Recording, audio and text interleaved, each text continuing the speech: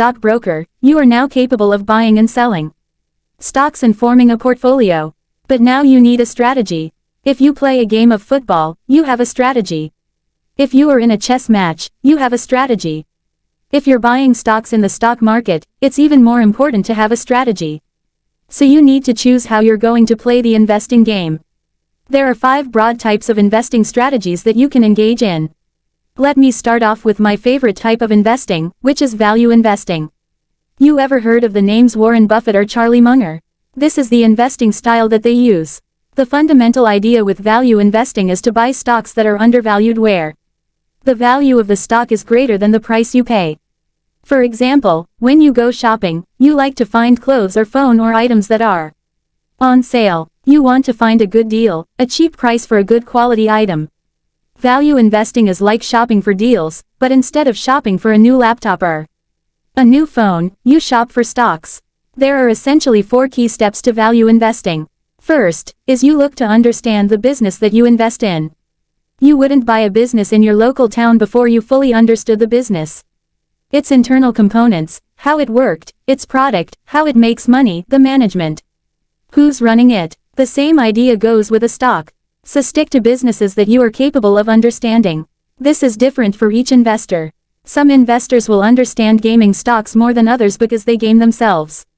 Some investors will understand consumer stocks like Walmart or Home Depot because they shop there often and know which stores are better. Every person has a different set of expertise and group of stocks that they can understand.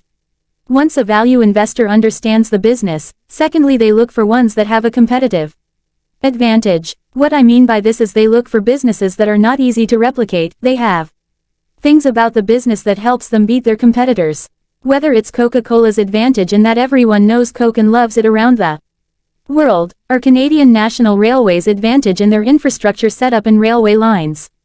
Place. Another railway line would struggle to compete because they would have to build a whole new railway across Canada just to start competing. Third, a value investor wants management with integrity and talent. Others are the ones running your business and controlling the day-to-day environment.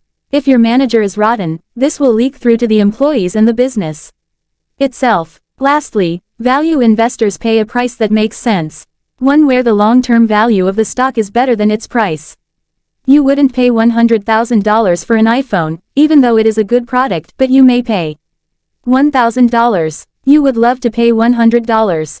When it goes with a stock, you wouldn't pay a ridiculous price for a quality stock. But you would pay a fair price or a cheap price.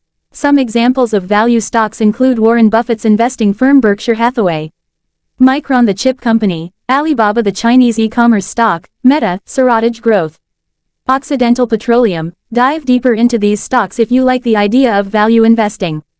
And if it makes sense to you. If it in investing is another way you can play the investing game, if you are a fan of consistent income, you don't want to wait for stock's price to go up, you just want consistent cash flow, then consider the strategy. Essentially, when a business/stock makes money, they have 2 key options on what to do with it. One is they can reinvest that money back into the business and look to grow it. The second option is to pay out those earnings to the owners of the stock. This is called a dividend. Normally, dividends are paid out quarterly, but you can also find ones that are paid monthly. A big thing to watch out for though with dividends is consistency. Some stocks will always pay their dividend, some stocks or a recession will come, their business will get hurt and they cut their dividends, they're inconsistent. One way you can mitigate a potential dividend cut is by buying what's called dividend aristocrats or dividend kings. Dividend aristocrats are stocks that have consistently increased their dividend each year for 25 years or more. These include IBM, Exxon, Chevron and General Dynamics. Dividend kings are stocks that have consistently increased their dividend each year for 50 years or more. These include Coca-Cola, Colgate, J&J, P&G and a range of other quite mature companies. These stocks, as history shows, are very unlikely to cut their dividends in a recession or in tough times. They haven't done so for 50 years. Some good dividend investors to follow are Dividend Sensei on Seeking Alpha or PPCNN. J.J. Buckner on YouTube. If you're lazy or not even just lazy, you just don't have the time to go about researching stocks, then you may want to consider passive investing. A lot of beginners think passive investing will not get you good returns, but this is untrue. Passive investing in index funds actually beats 83 to 95% of active money managers. So let me quickly explain what passive investing is.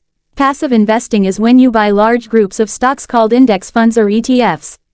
Instead of actively picking out individual stocks, you can buy a whole group of them. For example, you can buy the S&P 500, which is 500 very large USA companies. Or you can buy technology index funds if you think that sector will do well. Or you can buy emerging market ones or energy ones, or depending on the sector that you like.